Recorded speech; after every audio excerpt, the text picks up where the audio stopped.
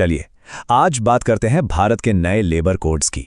ये वो बदलाव हैं जो हमारे काम करने के तरीके को पूरी तरह से बदल सकते हैं। दशकों में हुए ये सबसे बड़े सुधार हैं, तो आइए इसमें थोड़ा और गहराई से उतरते हैं और समझते हैं कि ये हैं क्या। हाँ, सुनने में ये बहुत बड़ी बात लगती है ना? लेकिन ये सच है। दशकों पुराने कानूनों को हटाकर एक बिल्कुल नई व्यवस्था बनाने की तैयारी हो चुकी है। तो सवाल यही उठता है कि आखिर ये बदलाव हैं क्या, और सबसे जरूरी बात, इनका कर्मचारियों और कंपनियों पर क्या असर पड़ने वाला है। चलिए एक एक करके इन सभी सवालों के जवाब ढूंढते हैं। तो सबसे पहले तो ये समझना जरूरी है कि आखिर इतने बड़े बदलाव की जरूरत पड़ी ही क्यों। मतलब पुरानी व्यवस्था में ऐसी क्या दिक्कत थी? देखिए, जो पुराना सिस्टम था ना, वो 29 अलग-अलग लेबर कानूनों का एक उलझा हुआ जाल था। सोचिए, हर कानून के अपने नियम, अपनी शर्तें। कंपनियों और कर्मचारियों दोनों के लिए इसे समझना और मानना बहुत ही मुश्किल था। और इसी मुश्किल को आसान बनाने के लिए इन 29 कानूनों को समेटकर सिर्फ 4 आसान कोड्स में बदल दिया गया है। मकसद बिल्कुल साफ है, पूरे सिस्टम को सिंपल और मॉडर्न बनाना। तो ये 4 कोड्स हैं कौन से, जो आप भारत के लेबर सिस्टम का नया आधार बनने वाले हैं? चलिए देखते हैं। तो ये हैं वो 4 नए स्तंभ। पहला, द कोड ऑन वेजेस, यानी वेतन से जुड़े सारे नियम। दूसरा, द सोशल सिक्योरिटी कोड, जो सामाजिक सुरक्षा की बात करता है। तीसरा, द इंडस्ट्रियल रिलेशंस कोड, जो कंपनी और कर्मचारियों के रिश्तों को देखेगा। और चौथा, द OSH कोड, जो काम की जगह पर सेफ्टी और हेल्थ से जुड़ा है। ये चारों मिलकर एक ऐसा सिस्टम बनाते हैं जहां नियम सबके लिए एक जैसे और एकदम साफ हों। चलिए अब आते हैं सबसे जरूरी सवाल पर। इन सारे बदलाव से कर्मचारियों को क्या फायदा होगा? उनके लिए क्या बदल रहा है? देखिए, सबसे बड़ा और पहला बदलाव है नेशनल मिनिमम वेज। अब पूरे देश के लिए एक फ्लोर वेज, यानी एक न्यूनतम वेतन तय कर दिया जाएगा। इसका सीधा सा मतलब यह है कि कोई भी कंपनी किसी भी राज्य में किसी भी कर्मचारी को इस तय रकम से कम सैलरी नहीं दे पाएगी। काम के घंटों को लेकर भी एक बड़ा अपडेट है। हफ्ते में काम करने की लिमिट तो 48 घंटे ही रहेगी, लेकिन अब कंपनियों को ये छूट होगी कि वो चाहें तो दिन में 12 घंटे काम करा सकती हैं, अगर वो हफ्ते में 4 दिन की छुट्टी दें। और हाँ, अगर 48 घंटे से ज्यादा काम कराया तो ओवरटाइम का दुगना पैसा देना ही होगा। और अब बात करते हैं उस बदलाव की जो शायद इन सब में सबसे बड़ा गेम चेंजर है, और वो है गिग वर्कर्स के लिए। पहली बार ऐसा हो रहा है कि उन्हें कानूनी तौर पर सामाजिक सुरक्षा के दायरे में लाया जा रहा है। इसका मतलब क्या हुआ?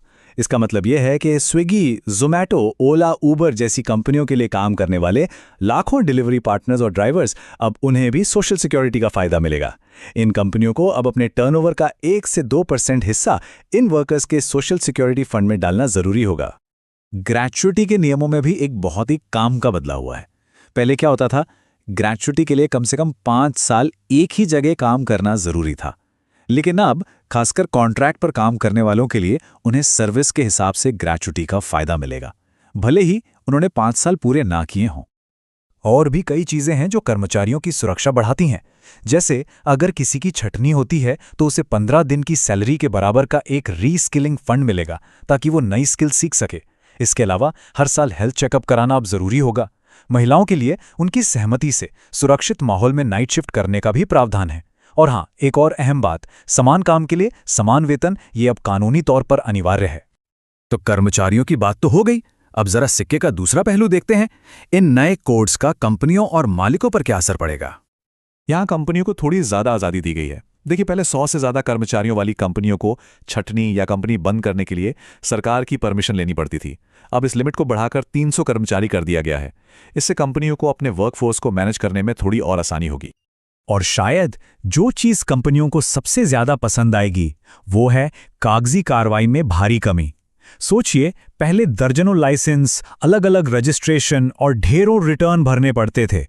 अब सिर्फ एक सिंगल लाइसेंस, एक सिंगल रजिस्ट्रेशन और साल में बस एक रिटर्न। इसी को तो कहते हैं ईज ऑफ डूइंग बिजनेस। लेकिन जैसा कि हर बड़े बदलाव के साथ होता है, इसके भी 2 पहलू हैं। तो चलिए एक नज़र इन कोड्स के फायदों और उन मुद्दों पर डालते हैं जिन पर बहस हो रही है। तो एक तरफ देखें तो कर्मचारियों के लिए वेतन की सुरक्षा बेहतर हो रही है, गिग वर्कर्स तक को सोशल सिक्योरिटी मिल रही है और कंपनियों के लिए नियमों का पालन करना आसान हो गया है। लेकिन दूसरी तरफ 12 घंटे के वर्क डे को लेकर काफ़ी विवाद है। कई ट्रेड यूनियन इसके सख्त खिलाफ हैं और ये भी चिंता है कि कहीं छोटे बिजनेस पर इसका आर्थिक बोझ न बढ़ जाए। तो इन सब फायदों और चुनौतियों के बीच सवाल ये है कि इन सुधारों का आखिरी मकसद क्या है? ये सब हमें कहाँ ले जाने की कोशिश है? इन सभी बदलावों का जो बड़ा सपना है वो है भारत के लेबर मार्केट को मॉडर्न, फॉर्मल और डिजिटल बनाना। एक ऐसा सिस्टम जहां सब कुछ पारदर्शी हो, कर्मचारियों के अधिकार सुरक्षित रहें और देश में बिजनेस करना भी आसान हो।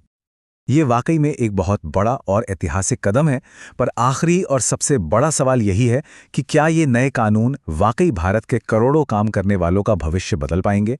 क्या ये देश को एक नई आर्थिक दिशा दे पाएंगे? खैर, इसका जवाब तो आने वाला वक्त ही देगा।